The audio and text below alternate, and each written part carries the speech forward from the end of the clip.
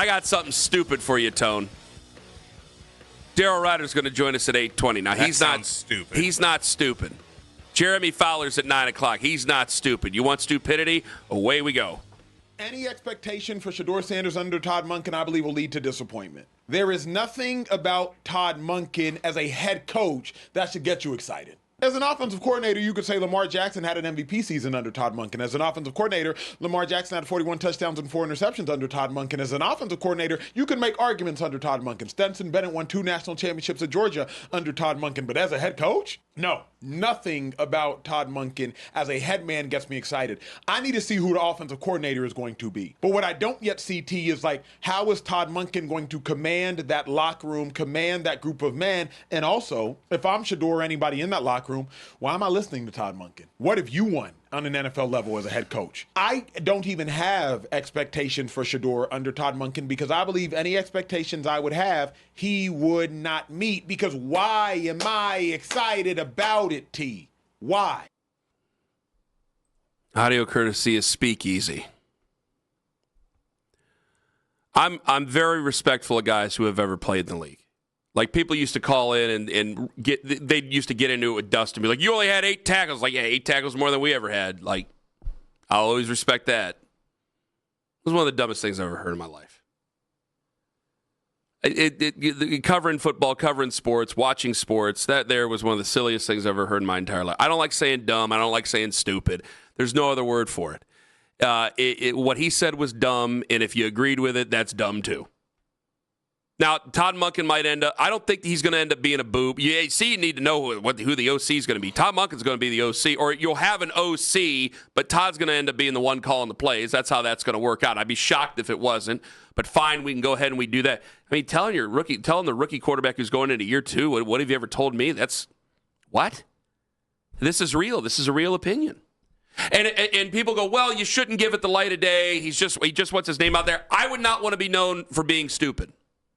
That's my whole thing. I've said stupid things.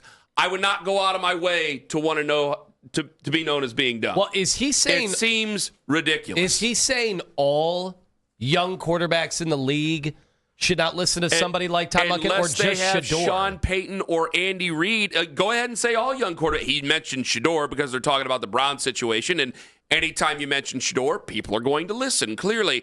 But it's unless they go out and steal Sean Payton or Andy Reid away from their teams, it's like, well, why are you paying attention to any of them? Well, he said he hasn't won as a head coach, so by that logic, anybody that's not John Harbaugh that got hired this cycle, or last year, don't listen to them. Caleb Williams should not have listened to Ben Johnson. But this is my problem with it. Like, it's about you when you put. We all know about SEO, all right? Lima SEO is search engine optimization. Yes. If you put Shedeur Sanders or Arch Manning or Browns or anything like, you put Browns in something here, like, people are they're gonna search, and it's gonna be there on social media. It's gonna be on there all the way. So if you put Shedeur in there, obviously it's gonna populate in mine. I didn't go out looking for it. Then this shows up on mine. I go, oh God, what's he saying again? And I couldn't believe it was even dumber than some of the other things I've heard Emmanuel Acho say in my life. And I just couldn't believe what was being said. And I go, well, this is part of it. This is why I get so upset about some of the stuff that goes to Shedeur and why some of the stuff that's being said about him over this last year. Because I can't stand it when people go, well, it's not even a point. Like, when I got into it with Jason, like, they need to do, when he said he needed to be cut, I go, that's ridiculous. Over what? Over goofballs on podcasts and goofballs on social media and goofballs on the radio and TV? I go, no. You don't cut a guy over that. You deal with it. You're a professional sports organization. You're a professional football team, for crying out loud. So this is what I wallow in, is silliness and stupidity, and this is as dumb as I've ever heard in my life. But it contributes to the silly conversations and stupidity of what I've heard surrounding a quarterback that we can't even really have a legitimate conversation about over the last nearly 12 months. I've obviously gotten frustrated at times over people speaking for Shedeur that I don't think have Shedeur's best interest. But I don't even think Shedeur, and you guys tell me, the Shedeur fans, and I just pulled up our YouTube Live to see the comments.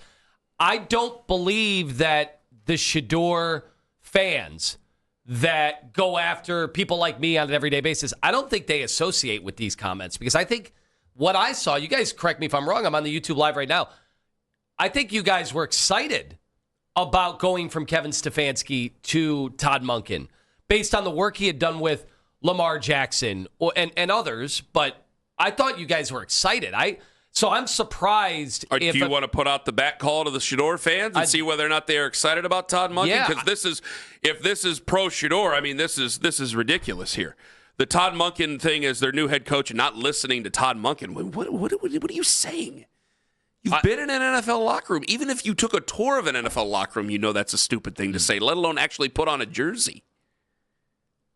That's the dumbest thing I've ever... honestly, of all the silly-ass things that we've been talking about for the last nearly 12 months, considering Shedeur Sanders and all the things that I've looked at and I've gone, geez, I don't even want to give that the light of day. And I give this a light of day because I go, this is an abomination here of the sport and of the team and of him.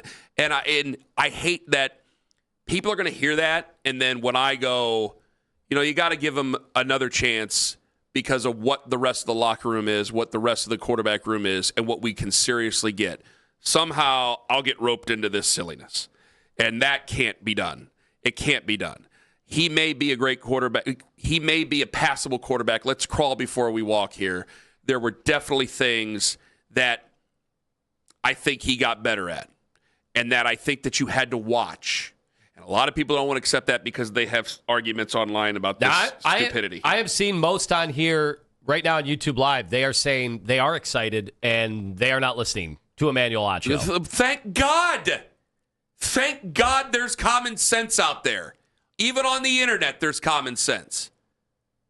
216-474-0092. By the way, Owen, I know you're doing a lot of work over there for our 8 o'clock segment coming up. Twitter actions are brought to you by who? Scheibman Jewelers, Cleveland's premier jewelry store. 7:08 and 34 seconds for their scoring at home. This is, you play this, and I almost don't want to play it because then it gets blamed right on us for even giving it any air. But it just adds to this silliness of, well, should Shedeur even be QB1? Should they have a competition? Would it be better if they made a clean break? I go, what has he done to be a bad teammate? I understood the Johnny stuff when you heard about Johnny showing up, still boozed up from the night before. The whole, you guys went over the stories. We went over the stories. I mean, good God, the Johnny Vegas or Knoxville or whatever the hell his name was at the time, that goes against it. Johnny was worth saying, it ain't worth the squeeze. We got to get rid of this guy. He's poisoning the water. This is the exact argument I'm making. This encompasses why I got so cross with Jason a month ago. Because I agree with you. And you agreed with me. This is and I love Jason, man, and he's a very smart guy. All the eraser phrase I need to say, I love him. I just disagree with him as strongly as I've ever disagreed with him on this issue in sports. This is the difference between our world and their world. And when a guy like Emmanuel Acho says it, who has split both worlds, you have forgotten what it was like. Maybe that's part of the reason you only spent a little bit of time there. But again, I'm not the former professional football player, so that's all I can say about that. I got to stay in my lane on that. But that's one of the dumbest things I've ever heard anybody with a microphone in front of them say. And I've never heard, I got to say, Shedeur, and I think both of us have been on the same page on, at the very least, what's wrong? What's wrong with bringing in somebody to compete with? And maybe that would get the best out of Shedeur. Heck, last year, people were telling us every day that Shedeur was beating Dylan Gabriel in a competition. We just found out it wasn't a real competition. It wasn't actually a competition to win the starting job. And that might be, and you know what? That is one of the reasons I can't deny it, because I've seen a guy where and some people are defensive of Dylan Gabriel, and that's fine. I don't give a damn. I don't think he should have been drafted in the third round. I don't think he should have been drafted here. I don't think he's a bad guy. I do think that he is a career backup at best, and I don't know why. I don't know what Kevin or what anybody else saw in him to draft him, and I think that has been proven already, and that has been brought up several times. I mean, Zach even brought it up earlier this week. He came running out for the Senior Bowl, and Zach checked him off, and they drafted the guy in the third round. So that didn't make any sense to me. And to me, in our world, that's the Waterloo of Kevin, is that I saw a guy afraid to push the ball down the field. afraid to challenge a defense. He might have a great computer brain. And if he's going to be a head coach, by the way, he's going to have to get out of that conservative mode if he's going to do it, or understand that there's going to be guys who have better physical attributes than him. He could be Sean Mannion in a couple of years. Maybe he's going to be him in a couple of years, because that was incredible to say the least when I saw that yesterday with the Eagles.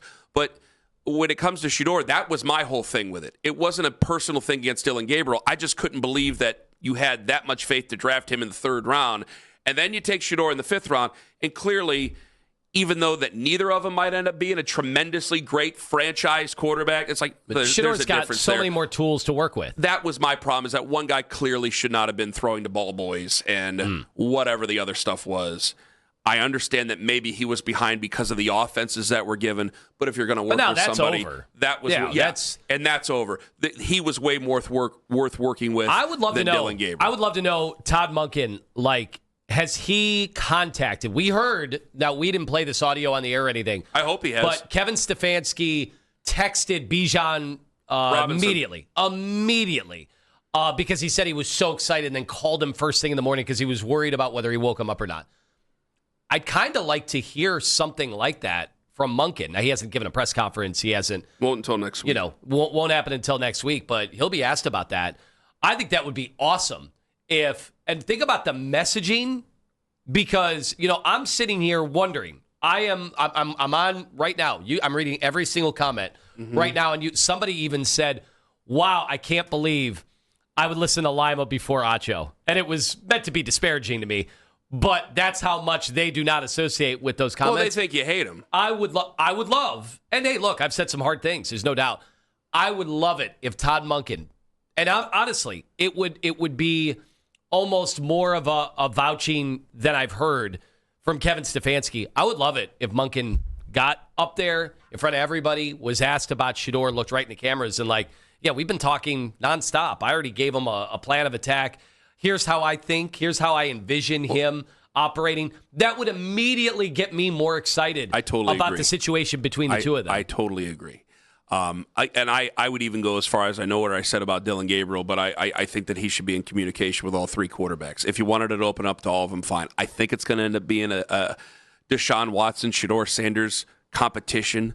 I would obviously give leeway to Shedeur Sanders to be my starter going into this year. I'd love to kick the tires on him one more year. I'm tired of waiting for Godot on Deshaun Watson. I'm tired of having conversations about a quarterback that I think is back in 2020 and is never coming back. But I understand that this is the Browns and this is a desperate situation and they may play. I hope that Todd Monkin has reached out to them.